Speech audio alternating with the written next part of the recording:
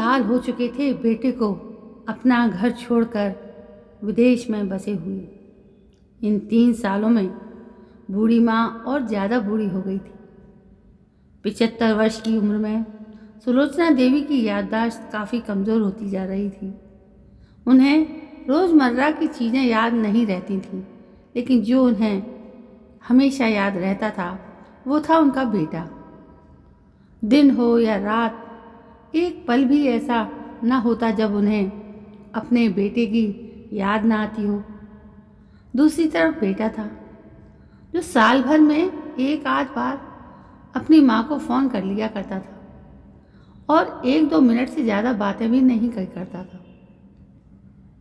फिर भी ये बूढ़ी माँ टकटकी लगाए अपने बेटे का इंतज़ार करती रहती। एक दिन बेटे का विदेश से फ़ोन आया। हेलो हेलो, सुन रही हो ना माँ? अनिल बोल रहा हूँ, तुम्हारा बेटा। कैसी हो माँ? मैं ठीक हूँ बेटा।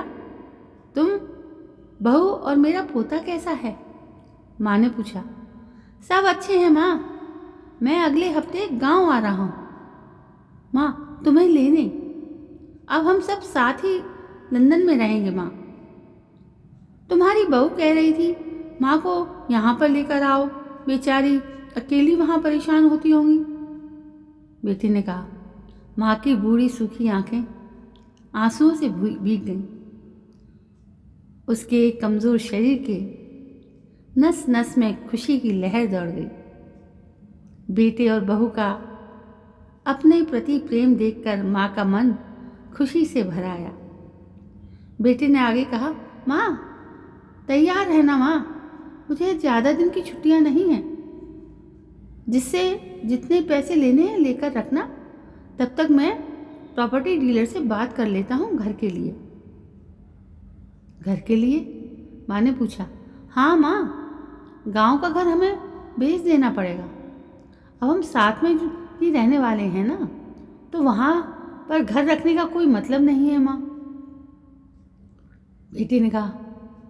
बुढ़ापे की वजह से ठीक से चलने में असक्षम माँ ने पूरे मोहल्ले में घूम घूम कर अपनी इस खुशी का इजहार किया और सबको ये खुशखबरी सुनाई।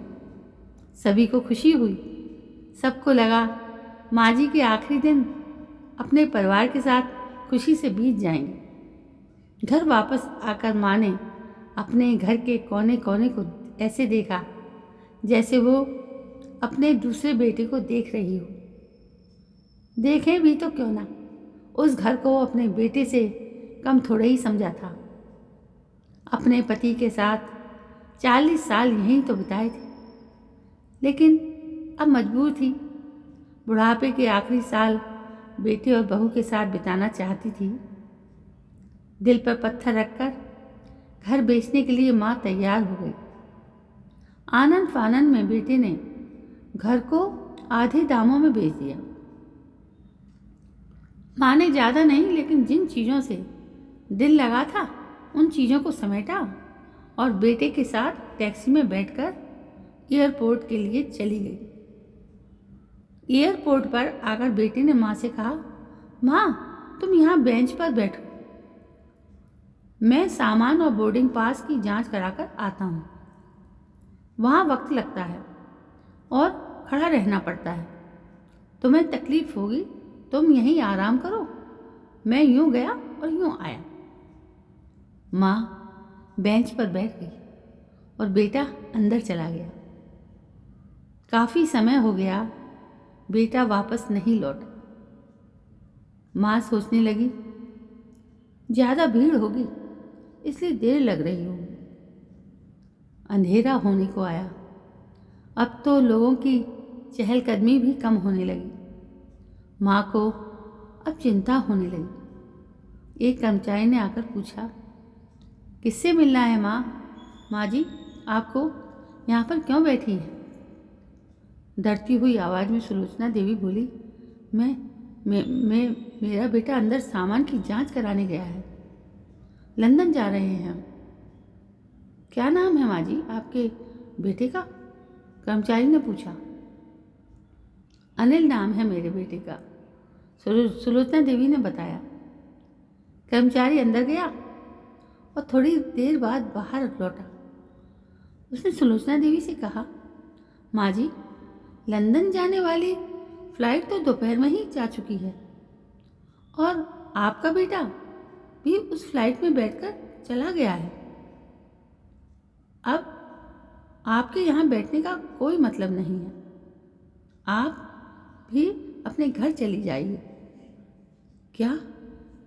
जा चुका है और मैं घर जाऊं? घर? माँ की आंखों से आंसुओं के सैलाब उठने लगे। जैसे तैसे माँ घर पहुंची, जो अब उसका था ही नहीं, बिक चुका था। वो वहीं बरामदे में तुलसी के पास सो गई। घर के नए मालिक को उस पर दया आई तो एक कमरा किराए से उसको दे दिया। पेंशन के पैसों से खाना और किराए का बंदोबस्त हो जाता था। दिन बीतने लगे। कुछ दिनों बाद घर के नए मालिक ने सुलोचना देवी से कहा, माँ जी, आप अपने रिश्तेदारों के यहाँ पर जाकर क्यों नहीं रहती? इस उम्र में आपके लिए वही अच्छा होगा। अच्छा तो होगा, लेकिन अगर मेरा बेटा वापस आया तो उसका ख्याल कौन रखेगा? मेरा बेटा बहुत भोला है, उसे अपना ख्याल रखना बिल्कुल नहीं आता। मैं कहीं नहीं जाऊंगी, क्या पता कब उसे मेरी ज़रूरत पड़ जाए। माँ ने कहा, दोस्तों, सच बता रही हूँ। माँ की ऐसी बातें सुनकर मेरी आंखों में आंसू आ गए। किसी ने सच ही कहा है, पूत कपूत हो सकता है, लेकिन माता कभी कुमाता नहीं होती। दोस्तों, आप सभी से हाथ जोड़कर विनती करती हूँ, अपने माता पिता की जितनी हो सके सेवा करना। उनके साथ कभी बुरा बर्ताव मत करना। आपको ये कहानी, एक बूढ़ी माँ की दर्द भरी कहानी, ज़रूर पसंद आई होगी। अगर कहानी पसंद आई हो तो इसे शेयर करना बिल्कुल ना भूलना। धन्यवाद दोस्तों। कल मैं फिर हाजिर होती हूँ एक नई कहानी को लेकर। तब तक के लिए जय हिंद, वंदे मातरम।